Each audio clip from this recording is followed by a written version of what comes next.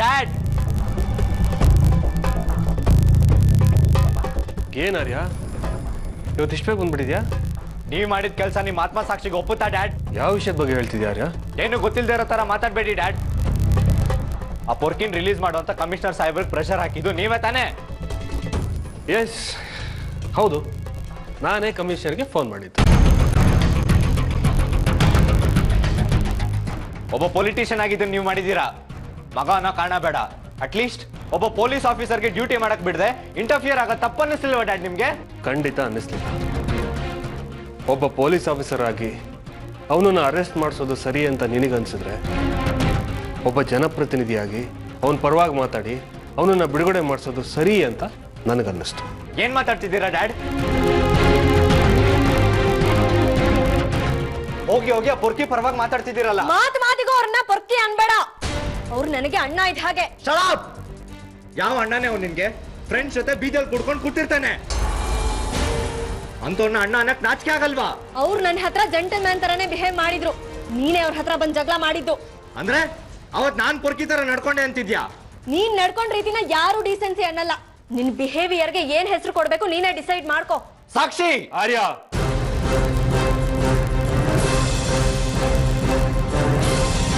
ನಿನ್ ಕೆಲಸದ ಫ್ರಸ್ಟ್ರೇಷನ್ ಮನೆಗೆ ಬಂದು ಎಲ್ರ ಮುಂದೆ ತೋರಿಸ್ಬೇಡ.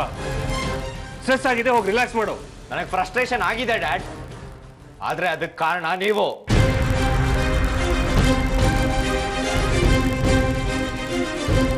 ನಾನ್ ಪೊಲೀಸ್ ಆಫೀಸರ್ ಕೆಲ್ಸಕ್ಕೆ ಸೇರಿದಾಗ ಪ್ರಾಮಾಣಿಕತೆ, ನ್ಯಾಯ, ನಿಷ್ಠೆ ಅಂತ ಹೇಳ್ಕೊಟ್ಟಿದ್ರಿ. ಯಾವ ಒತ್ತಡಕ್ಕೂ ಬಗ್ಬೇಡ, ಸತ್ಯಕ್ಕೆ ಮಾತ್ರ ತಲೆ ಬಗ್ಸು ಅಂತ ಹೇಳ್ಕೊಟ್ಟಿದ್ರಿ.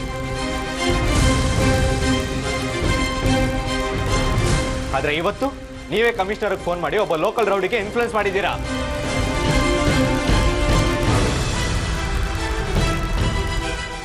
ನೀನು ಮೊದಲು ಅವನನ್ನ ರೌಡಿ ಅಂತ ಕರೆಯೋದನ್ನ ನಿಲ್ಸು.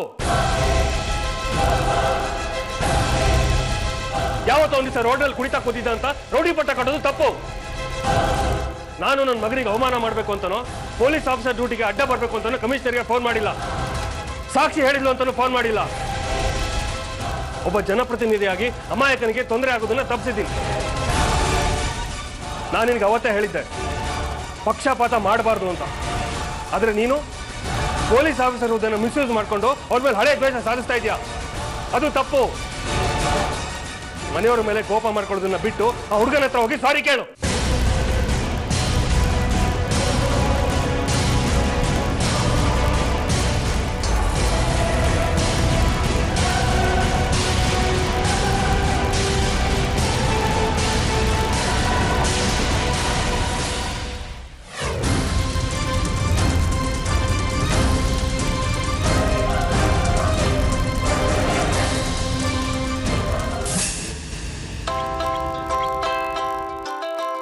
ರಂಜಿತ್,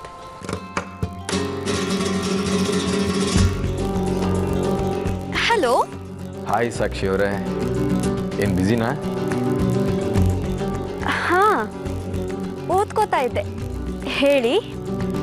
ಓ ಹೌದಾ, ನಿಮ್ಮ ಹತ್ರ ಒಂದು ಇಂಪಾರ್ಟೆಂಟ್ ವಿಷಯ ಮಾತಾಡಬೇಕಿತ್ತು. ಪರವಾಗಿಲ್ಲ ಬಿಡಿ, ಆಮೇಲೆ ಫೋನ್ ಮಾಡ್ತೀನಿ ನಾನು. ಏಯ್, ಇಲ್ಲ ಇಲ್ಲ ಇಲ್ಲ ಇಲ್ಲ, ಹೇಳಿ, ಪರವಾಗಿಲ್ಲ. ಏನಿಲ್ಲ, ನಿಮ್ಮ ಹತ್ರ ಮಾತಾಡಬೇಕು ಅನ್ನಿಸ್ತು, ಅದಕ್ಕೆ ಕಾಲ್ ಮಾಡಿದೆ. ಮತ್ತೇನೋ ಇಂಪಾರ್ಟೆಂಟ್ ವಿಷಯ ಅಂದ್ರಿ. ನಿಮ್ಮ ಹತ್ರ ಮಾತಾಡೋದೆ ಇಂಪಾರ್ಟೆಂಟ್ ವಿಷಯ ನನಗೆ. ಪ್ಲೀಸ್ ಜೋಕ್ ಮಾಡಬೇಡಿ. ನಿಮ್ಮ ಫೇವ್ರೆಟ್ ಟೀಚರ್ ಈಗ ತಾನೇ ಬಂದು ಹೋದರು.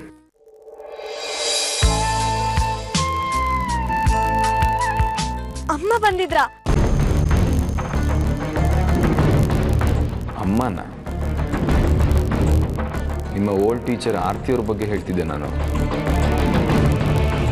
ಹಾ, ಅವರನ್ನೇ ನಾನು ಪ್ರೀತಿಯಿಂದ ಅಮ್ಮ ಅಂತ ಕರೆಯೋದು. ಅದು ಯಾವ ದೇಶದ ಡಿಕ್ಷನರಿ ನಿಮ್ಮದು? ಸ್ಕೂಲ್ ಟೀಚರ್ನ ಅಮ್ಮ ಅಂತೀರಾ? ಹಾಗಾದರೆ ಅಮ್ಮನ್ನ ಟೀಚರ್ ಅಂತೀರಾ?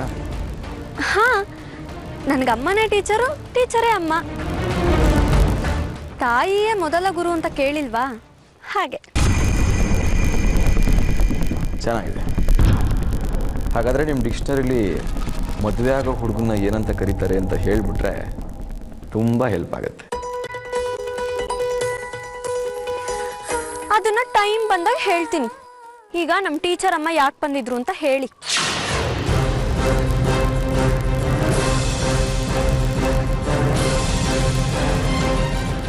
ಏನಿದು, ಅವ್ರು ನಿಮ್ಮನ್ನ ಮಗಳಿದ್ದ ಹಾಗೆ ಅಂತಾರೆ, ನೀವು ಅವರನ್ನ ಅಮ್ಮ ಇದ್ದ ಹಾಗೆ ಅಂತೀರ. ಇಲ್ಲಿ ಸ್ಟೂಡೆಂಟ್ ಟೀಚರ್ ಸಂಬಂಧಕ್ಕಿಂತ ತಾಯಿ ಮಗಳು ಸಂಬಂಧನೇ ಜಾಸ್ತಿ ಕಾಣಿಸ್ತಿದೆ. ಅದು ಒಂಥರ ಹಾಗೇನೆ. ಅವರು ನನಗೆ ತಾಯಿಗಿಂತ ಹೆಚ್ಚು, ಎಲ್ರಿಗಿಂತ ಹೆಚ್ಚು. ಅವರು ಅಂದರೆ ನನಗೆ ಪ್ರಾಣ. ಅವ್ರು ಪರ್ಮಿಷನ್ ಕೊಡಲ್ಲ ಅಂದರೆ ಮದುವೆನೇ ಆಗಲ್ಲ ಅಂದ್ಬಿಟ್ಬಿಡ್ರಿ. ನನ್ನ ಮನಸ್ಸಲ್ಲಿರೋದನ್ನ ನೀವೇ ಹೇಳ್ಬಿಟ್ರಿ. ನೀವು ಹೇಳಿದ್ದು 100% ನಿಜ. ಆರ್ತಿ ಅಮ್ಮ ಹೇಳಿದ ಹುಡುಗನ್ನೇ ನಾನು ಲವ್ ಮಾಡೋದು. ಅವ್ರು ಹೇಳಿದ್ರೇನೆ ಮದುವೆನೂ ಆಗೋದು. ಮತ್ತೆ ನನ್ನ ಕತೆ? ಹಾ, ನಿಮ್ಮ ಕತೆನಾ? ಏನು? ನಾನು ನಿಮ್ಮನ್ನು ಲವ್ ಮಾಡ್ತಿದ್ದೀನಲ್ರಿ.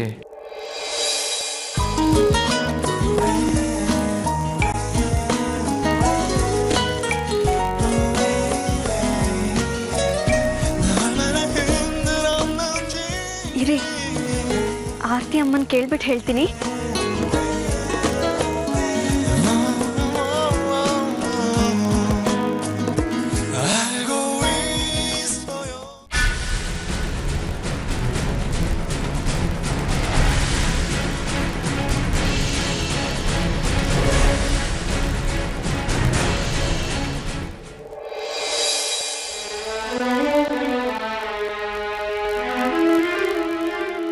ಅದಿ, ಇದೇನಿದು? ನೀವು ನನಗೆ ಟೈಮ್ ಕರೆಕ್ಟಾಗಿ ಹೆಲ್ಪ್ ಮಾಡಿದ್ರಿ ಸರ್. ನೀವು ಸಿಕ್ಕಾಪಟ್ಟೆ ರಿಚ್ಚು.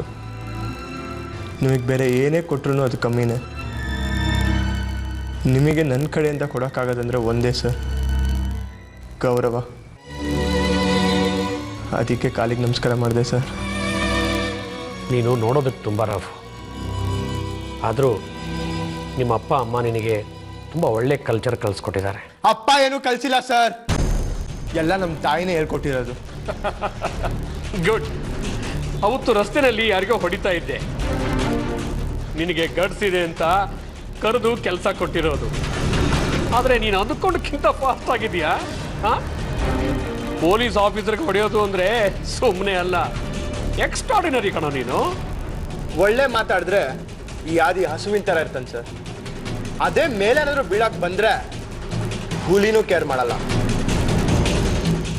ನಿನಗೂ ಆ ಸಬ್ ಇನ್ಸ್ಪೆಕ್ಟರ್ ಆರ್ಯನ್ಗೂ ಮೊದಲೇನಾದರೂ ರಿವೆಂಜ್ ಇತ್ತಾ?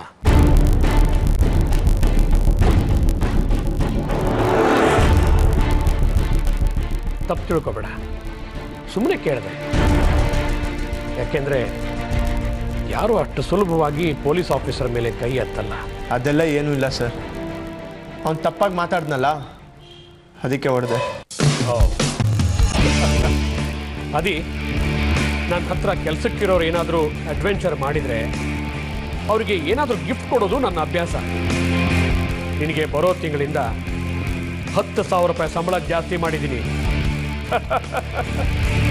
Thank you sir. ಇದು ನಮ್ಮ ತಾಯಿಗಳು ತುಂಬ ಖುಷಿ ಪಡ್ತಾರೆ ಸರ್. ಯಾಕೆ ನಿಮ್ಮ ತಂದೆ ಸಂತೋಷ ಪಡಲ್ವಾ? ನಮ್ಮ ತಂದೆ ಬಗ್ಗೆ ಏನು ಕೇಳಬೇಡಿ ಸರ್. ಯಾಕಪ್ಪ, ನಿನ್ನ ತಂದೆ ಜೀವಂತವಾಗಿಲ್ವೇನು? ಇಬ್ರು ಬದುಕಿದ್ದಾರೆ ಸರ್.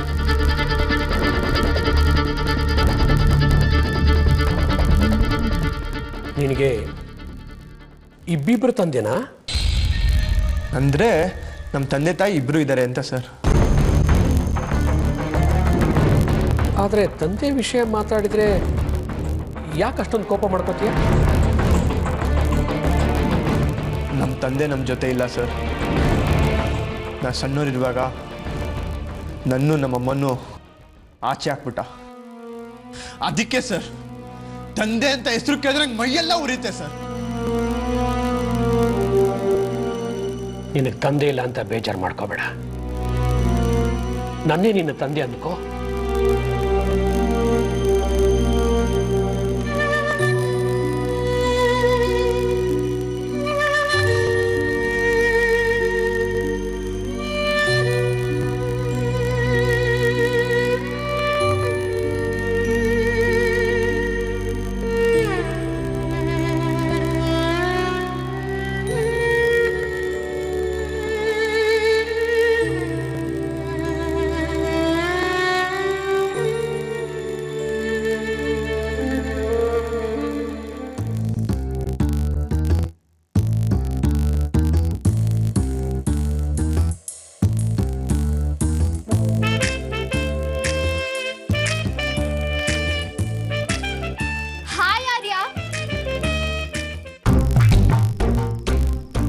ಏನ್ ಎಸ್ ಐ ಸಾಹೇಬ್ರು ತುಂಬಾ ಗರಮಲ್ಲಿದ್ದೀರಾ?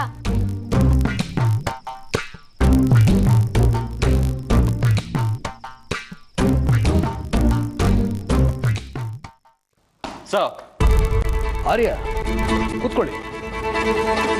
ಅನುಷಾ ಕಾಫಿ ತಗೊಂಬಮ್ಮ. ತಗೊಳ್ಳಿ ಸರ್. ಏನಿದು? ನನ್ನ ರೆಸಿಗ್ನೇಷನ್ ಲೆಟರ್ ಸರ್. ರೆಸಿಗ್ನೇಷನ್? ಯಾಕೆ? ನಾನು ಈ ಪೊಲೀಸ್ ಕೆಲಸಕ್ಕೆ ಸೇರಿದಾಗ ಈ ಕೆಲಸದ ಬಗ್ಗೆ ಬೇರೆ ಥರನೇ ಕಲ್ಪನೆ ಇತ್ತು. ನಾನು ನ್ಯಾಯ ನೀತಿನ ಎತ್ತಿ ಹಿಡಿಬೋದು, ಪ್ರಾಮಾಣಿಕತೆಗೆ ಬೆಲೆ ಇರುತ್ತೆ, ಕ್ರಿಮಿನಲ್ಸ್ ವಿರುದ್ಧ ಆ್ಯಕ್ಷನ್ ತಗೊಂಡ್ರೆ ಡಿಪಾರ್ಟ್ಮೆಂಟಿಂದ ಒಳ್ಳೆ ಹೆಸರು ಸಿಗುತ್ತೆ ಅನ್ಕೊಂಡಿದ್ದೆ. ಆದರೆ ನನ್ನ ನಂಬಿಕೆ ಎಲ್ಲ ರಾಂಗ್ ಅಂತ ಪ್ರೂವ್ ಆಗೋಯ್ತು ಸರ್. ಇಲ್ಲಿ ಬೆಲೆ ಇರೋದು ಪೊಲಿಟಿಷಿಯನ್ ಮಾತುಗಳಿಗೆ ಮಾತ್ರ ಅಂತ ಗೊತ್ತಾಯ್ತು. ಅದಕ್ಕೆ ರಾಜೀನಾಮೆ ಕೊಡಕ್ಕೆ ಬಂದೆ. ಸ್ವಲ್ಪ ಹೊತ್ತು ಕೂತು ಸಮಾಧಾನದಿಂದ ಯೋಚನೆ ಮಾಡಿ ಆರ್ಯ. ನೀವು ನನ್ನ ಕೆಲಸಕ್ಕೆ ಸಪೋರ್ಟ್ ಮಾಡ್ತೀರಾ ಅನ್ಕೊಂಡಿದ್ದೆ ಸರ್. ಆದರೆ ನೀವೇ ಒಬ್ಬ ಪೊಲಿಟಿಷಿಯನ್ ಮಾತು ಕೇಳ್ಕೊಂಡು ಒಬ್ಬ ಕ್ರಿಮಿನಲ್ ರಿಲೀಸ್ ಮಾಡಿ ಅಂತ ಹೇಳಿದರೆ ಡಿಪಾರ್ಟ್ಮೆಂಟಲ್ಲಿ ಹೇಗೆ ಕೆಲಸ ಮಾಡಲಿ ಸರ್? ನೋಡಿ ಆರ್ಯ, ಕೆಲವು ಸಲ MLAಗಳು ಮಿನಿಸ್ಟರ್ಗಳು ಫೋನ್ ಮಾಡಿದರೆ ಇಲ್ಲ ಅಂತ ಹೇಳೋಕ್ಕಾಗಲ್ಲ. ಜೊತೆಗೆ ನೀವೇ ಹೋಗಿ ಆದಿತ್ಯ ಅನ್ನೋ ಹುಡುಗನ ಜೊತೆ ಜಗಳ ಮಾಡಿದ್ದೀರಾ ಅಂತ ರಿಪೋರ್ಟ್ ಬಂದಿದೆ. ಇದು ತಪ್ಪಲ್ವಾ? ಬಟ್ ಸರ್, ಆ ಪರೋಡಿ ನಮ್ಮ ಅಕ್ಕನ ತಲೆ ಕೆಡಿಸಿದ್ದಾನೆ. ನನ್ನ ಮಾತಕ್ಕಿಂತ ಅವನ ಮಾತು ಹೆಚ್ಚು ಕೇಳೋ ಥರ ಮಾಡಿದ್ದಾನೆ. ಅದು ಕೋಪ ಬಂದು. ನೋಡಿ, ಅದು ನಿಮ್ಮ ಪರ್ಸನಲ್ ವಿಷಯ. ಅದನ್ನು ನೀವು ಬೇರೆ ಥರ ಹ್ಯಾಂಡಲ್ ಮಾಡಬೇಕು. ಅದನ್ನು ಬಿಟ್ಟು ನಿಮ್ಮ ಅಧಿಕಾರನ ಮಿಸ್ಯೂಸ್ ಮಾಡ್ಕೊಳ್ಳೋದು ತಪ್ಪಲ್ವಾ? ಸರಿಯಾಗಿ ಹೇಳಿ. ಡ್ಯೂಟಿಗೆ ಜಾಯ್ನ್ ಆಗುವಾಗ ಜನರಿಗೆ ರಕ್ಷಣೆ ಮಾಡ್ತೀನಿ ಅಂತ ಪ್ರಮಾಣ ವಚನ ತಗೊಂಡಿದ್ರು ತಾನೆ? ಹೀಗೆ ಚಿಕ್ಕ ಪುಟ್ಟ ವಿಷಯಕ್ಕೆಲ್ಲ ಕೆಲಸ ಬಿಡ್ತೀನಿ ಅಂದ್ರೆ ರಾಜಕಾರಣಿಗಳ ತರ ಸುಳ್ಳು ಭರವಸೆ ಕೊಟ್ಟಂಗಾಗಲ್ವಾ? ಹೀಗೆ ಚಿಕ್ಕ ಪುಟ್ಟ ವಿಷಯಕ್ಕೆಲ್ಲ ಹೆದರ್ಕೊಂಡ್ರೆ ನಿಮ್ ಹೆಂಡತಿಗೆ ಹೇಗ್ ನೋಡ್ಕೋತೀರಾ?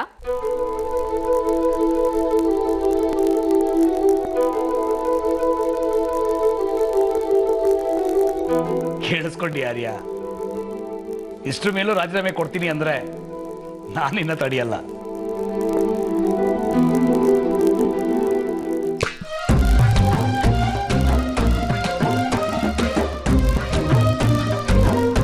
ಇಲ್ಲ ಸರ್, ನಾನು ರೆಸಿಗ್ನೇಷನ್ ಡಿಸಿಷನ್ನ ವಾಪಸ್ ತಗೊಳ್ತೀನಿ.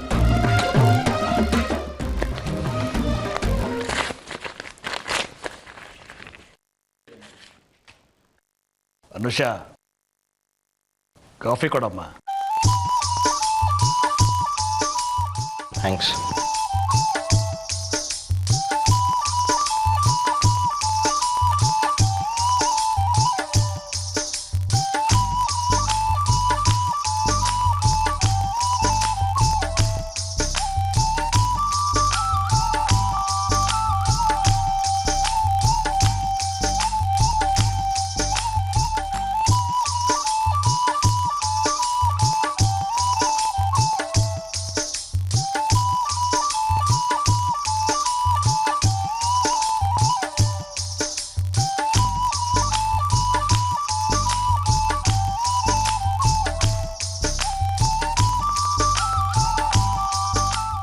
ಸರಿ ಸರ್, ನಾನೇನು ಬರ್ತೀನಿ.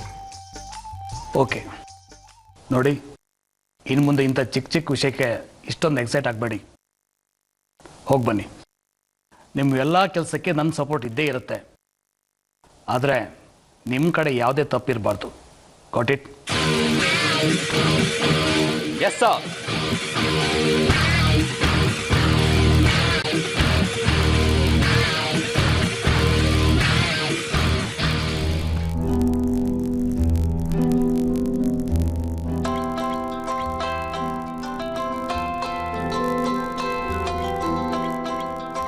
ಅಮ್ಮ,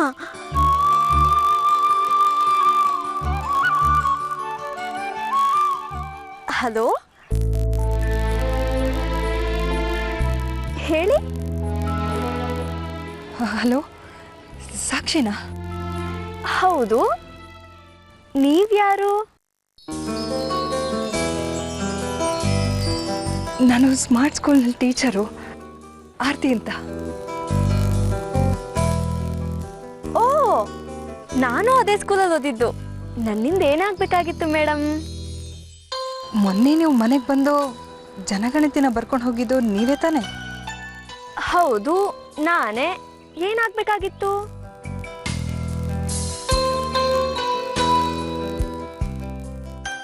ಮೊನ್ನೆ ನಮ್ಮನೆಗೆ ಬಂದಾಗ ಒಬ್ರ ಹೆಸರು ಹೇಳೋದನ್ನ ಮರ್ತ್ಬಿಟ್ಟೆ. ಅದನ್ನೇ ಹೇಳೋಣ ಅಂತ ಫೋನ್ ಮಾಡಿದೆ. ಯಾರ ಹೆಸರು ಮೇಡಮ್?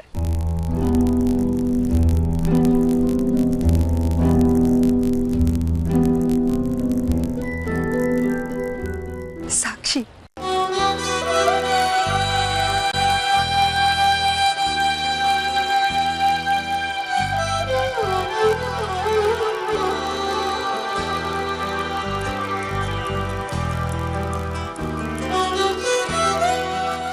ನೆನಪಿದಿನ ನಾನು?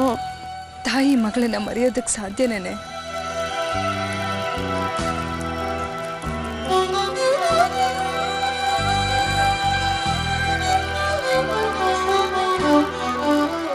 ಯಾಕೆ ಅವತ್ತು ಮನೆ ಬಂದಾಗ ಹೇಳಿಲ್ಲ ನೀನೇ ಸಾಕ್ಷಿ ಅಂತ? ಹೇಳಿದ್ರೆ ನೀವು ಹೇಗೆ ರಿಯಾಕ್ಟ್ ಮಾಡ್ತೀರಾ ಅಂತ ಗೊತ್ತಿರಲಿಲ್ಲ. ಅದು ಅಲ್ಲದೆ ಅಪ್ಪನ ಮೇಲಿರೋ ಕೋಪಕ್ಕೆ ನನಗೆ ಬೈದು ಕಳಿಸ್ಬಿಡ್ತೀರ ಅನ್ನೋ ಭಯ ಬೇರೆ. ಇಷ್ಟನ್ನ ನೀನನ್ನ ಅರ್ಥ ಮಾಡ್ಕೊಂಡಿರೋದು. 20 ವರ್ಷ ಆದ್ಮೇಲೆ ನನಗೆ ನೀನು ಸಿಕ್ಕಿದ್ದೆ. ನಿನ್ನ ಅಪ್ಪಿ ಮುದ್ದಾಡಿ ಕೊಂಡಾಡ್ಬಿಡ್ತಿದ್ದೆ ಕಣೆ. ತಪ್ಪು ಮಾಡ್ಬಿಟ್ನಾ ಹಾಗಾದ್ರೆ? ಅವತ್ತು ನಾನೇ ಸಾಕ್ಷಿ ಅಂತ ಹೇಳ್ಕೊಳ್ದೆ. ತಪ್ಪನ್ನ ತಿದ್ಕೊಳ್ಳೋದಕ್ಕೆ ಒಂದು ಅವಕಾಶ ಇದೆ. ಮನೆಗೆ ಬಾ. ಯಾಕೆ ಮಾತಾಡ್ತಾ ಇಲ್ಲ? ಬೈತಾರ ನಿಮ್ಮಪ್ಪ? ಅಪ್ಪ ಯಾವತ್ತೂ ಬೈಯಲ್ಲ. ಯಾವಾಗ ಬರ್ತೀಯ ಮನೆಗೆ? ಬರ್ತೀನಿ. ಅಮ್ಮ ಅನ್ನೇ? ಬರ್ತೀನಿ ಅಮ್ಮ.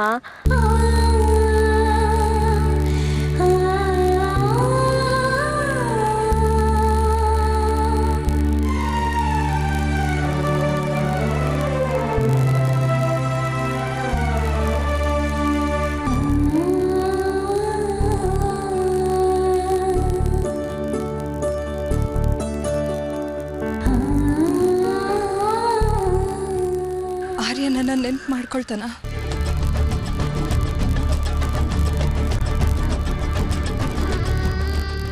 ಇವರಲ್ಲಿ ಇರಬಾರ್ದು.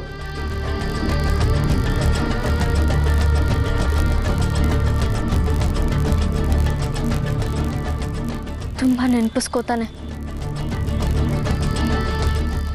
ನೀವು ಅಂದ್ರೆ ತುಂಬ ಪ್ರೀತಿನಾ? ಹಾ. ಬಾರೆ, ನಿನ್ನ ನೋಡ್ಬೇಕು ಅಂತ ತುಂಬಾ ಅನ್ನಿಸ್ತಾ ಇದೆ. ಬರ್ತೀನಮ್ಮ. ಇಡ್ಲಾ? ಹಾ. ಸಾಕ್ಷಿ,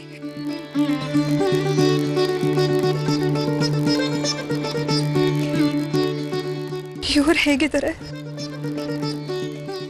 ಅಪ್ಪಂಗೆ ನಿಮ್ಮ ಮೇಲೆ ತುಂಬಾ ಕೋಪ. ಇಳದೇ ಇಲ್ಲ. ನಿಮ್ ಹೆಸರು ಕೇಳಿದ್ರೇನೆ ಕೆಂಡ ಕಾರ್ತಾರೆ.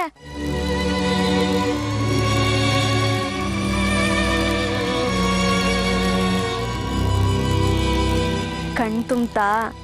ನಾನು ಹೇಳಿದೆಲ್ಲ ಸುಳ್ಳು. ಅಪ್ಪಂಗೆ ಈಗ್ಲೂ ನಿಮ್ಮ ಮೇಲೆ ಮೊದಲನಷ್ಟೇ ಪ್ರೀತಿ ಇದೆ. ನಿಮ್ಮನ್ನ ತುಂಬಾ ಪ್ರೀತಿಸ್ತಾರಮ್ಮ.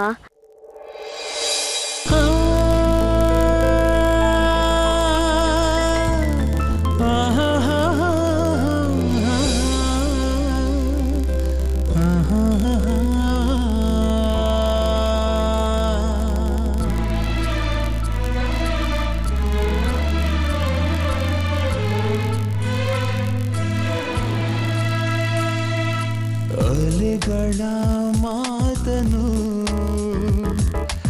ಆಲಿಸುತ್ತೀರವೇ, ಬಲೆಯನು ಬೀಸುವ ಚಂದಿರ ದೂರವೇ,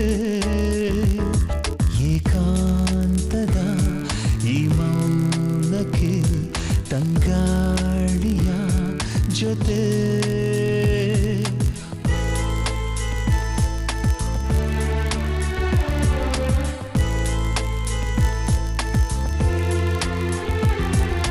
ಕನಸಿನ ಬಾಗಿಲು ತೆರೆದಿಡು ಜೀವವೇ, ದಿನಚರಿ ಇಲ್ಲದ ದಿನಚರಿ ಭಾರವೇ ಕಣ್ಣಲ್ಲಿಯ ಕೋಲ್ಮಿಂಚಿಗೆ ಆಕಾಶದ ಜೊತೆ